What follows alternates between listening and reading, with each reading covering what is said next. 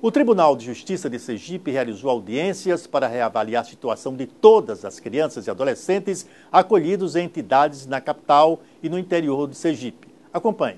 Na quinta edição das audiências concentradas, foi reavaliada a situação de todas as crianças e adolescentes distribuídos em entidades de acolhimento da capital e interior de Sergipe. A situação é avaliada a cada 6 meses, a fim de que as crianças e adolescentes não passem tempo excessivo nas entidades e retornem à convivência familiar. Todo o sistema tem que trabalhar buscando as condições ideais para que essa criança ou esse adolescente volte para o seio da sua família. Seja, como eu disse, para o núcleo de origem ou para a família extensa. Não havendo possibilidade desse retorno, o judiciário tem que dar os encaminhamentos necessários nesse processo na direção da destituição do poder familiar para disponibilizar essa criança para adoção, buscando sempre a colocação em família. Uma média de 250 crianças estão abrigadas em Sergipe. Na capital Aracaju, juízes promotores, assistentes sociais e psicólogos reavaliaram a situação de 119 crianças. Representantes do governo também participaram das audiências, a fim de fornecer o suporte para cada criança que é reintegrada à família. Eu tive a felicidade de participar das primeiras audiências concentradas nas entidades de acolhimento, né? Nós fomos aos abrigos, as entidades hoje a gente chama, né? E fizemos as audiências lá, né? Um acolhimento maior. E no segundo momento nós estamos fazendo as audiências em gabinete, não, em sala de audiência do fórum. Alguns colegas em gabinete, mas a 16ª Vara, desde o início, optou por fazer audiências concentradas em sala de audiência, certo? Então, ouvindo as equipes técnicas, ouvindo os órgãos da rede, para poder trazer a criança de volta para casa. Colocar no abrigo é excepcional e transitório. É a última medida, né, de proteção que o juiz deve aplicar. Uma vez aplicada, tem que fazer tudo para que ela volte para a família de origem ou família extensa, né? Não conseguindo isso, vai tentar a destituição e a disponibilização dessa criança para a colocação em família substituta, também como medida excepcional. E a gente está conseguindo isso. No primeiro dia, foram reavaliadas as medidas protetivas de 11 garotas acolhidas na Casa Santa Zita. A representante da entidade acompanhou as audiências.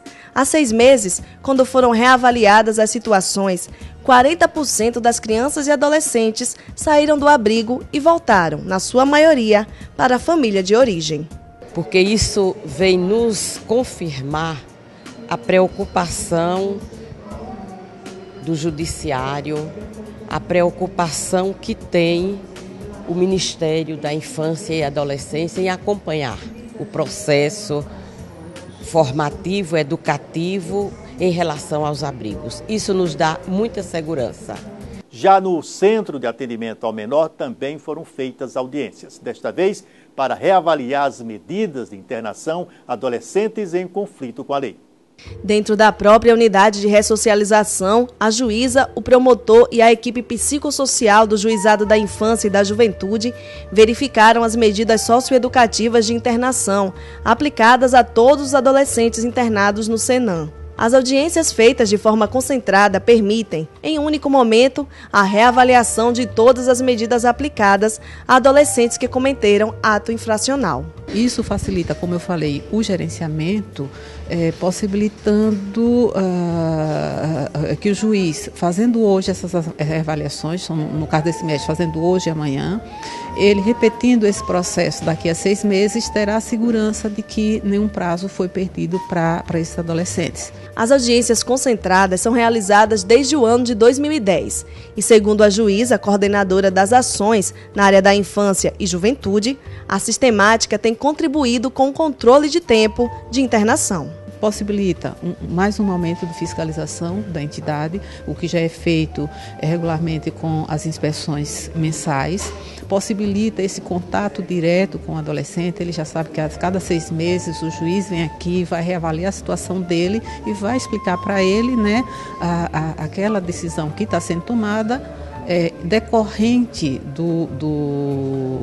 do avanço que teve cada adolescente durante o último período de internação e com base nos laudos que são apresentados pela equipe técnica. No Senan, estão internados 62 adolescentes, segundo dados referentes ao mês de outubro. Mas somente são reavaliadas as situações daqueles que estão na unidade há mais de 6 meses. Para a direção da instituição, a ação reflete em um melhor comportamento dos internos e na participação de atividades obrigatórias. Através dessas audiências concentradas, a gente conseguiu realmente fazer com que o adolescente entenda a medida e ele sabe que a cada 6 meses, com essas audiências, tem a possibilidade da desinternação dele. Então isso facilita muito o trabalho, porque os adolescentes eles ficam mais à vontade para participar das atividades que são obrigatórias, da escolarização, profissionalização e mais participativo. Então é fundamental esse trabalho do Poder Judiciário com essas audiências, sim. A juíza conversou com cada adolescente e aconselhou principalmente os que conseguiram a progressão ou tiveram a medida considerada cumprida. O adolescente, de 17 anos, que retornará para casa no município de Itabaiana, disse como vai seguir a vida com a liberdade. Eu vou apontar minha mãe, arrumar serviço, trabalhar, cuidar da minha vida e sair do meio da malandragem e pronto, viver minha vida. Você sabia que quando faz a compra do imóvel no estande de vendas da construtora, a taxa devida ao corretor deve ser arcada pela empresa e não pelo consumidor? Pois é, uma decisão da turma recursal daqui do Judiciário Sergipano garantiu este direito ao comprador do imóvel. Acompanhe. O senhor José Gomes é morador de um edifício na zona sul de Aracaju. Para comprar este imóvel, procurou um estande de vendas da empresa, instalado no local onde o empreendimento seria construído. Na assinatura do contrato, ele percebeu que arcaria com os honorários do corretor que realizou a transação. Acreditando que estava sendo lesado, procurou a justiça. A informação que me chegava era que esse valor que foi pago foi um valor indevido, tendo em vista que eu não procurei nenhuma imobiliária para efetuar a compra, e sim comprei direto à construtora. Por isso que eu passei a entender que esse valor não é devido. Casos semelhantes ao que vocês acabaram de ver estão sendo julgados aqui, na turma recursal do Tribunal de Justiça de Sergipe. No caso de José Gomes, a Justiça deu uma resposta rápida. Após decisão favorável no Juizado Especial Cível, a turma recursal determinou que a construtora reiterasse o pagamento em dobro feito pela comissão de corretagem. Segundo os juízes da turma, ao consumidor fica claro que ele está pagando diretamente à construtora pelos serviços da corretagem. Para a advogada que representou o comprador, as construtoras têm a prática corriqueira de emitir um contrato de adesão pré-estabelecido, o que ela chama de contrato de massa, que na maioria das vezes prejudica o consumidor. Inicialmente, eu acho que esse é um ponto que precisa ser discutido, precisa ser levantado, porque o consumidor, ele não opina, ele não define essas cláusulas para que possa ficar claro a sua vontade. A advogada alerta que os consumidores devem estar atentos. O custo desse serviço é um custo do empreendedor, daquele que oferece o imóvel à venda, que no caso são as construtoras. E por quê? Porque ao contratar, ao adquirir o imóvel, o cidadão, aquele que busca a justiça para ressarcimento desses valores correspondentes aos honorários de corretagem, ele não tem conhecimento ou ele não contratou diretamente esse serviço com o corretor de imóveis. Então, ele não tem a responsabilidade de ser aquele que vai pagar esses honorários, e sim aquele que contrata, que é a construtora. Um processo judicial ingressado na Justiça Sergipana, apreciado nos Juizados Especiais e turma recursal, dura uma média de 70 dias para ser solucionado. A rapidez é uma das principais características destas unidades, que é avaliada como positiva pelas partes.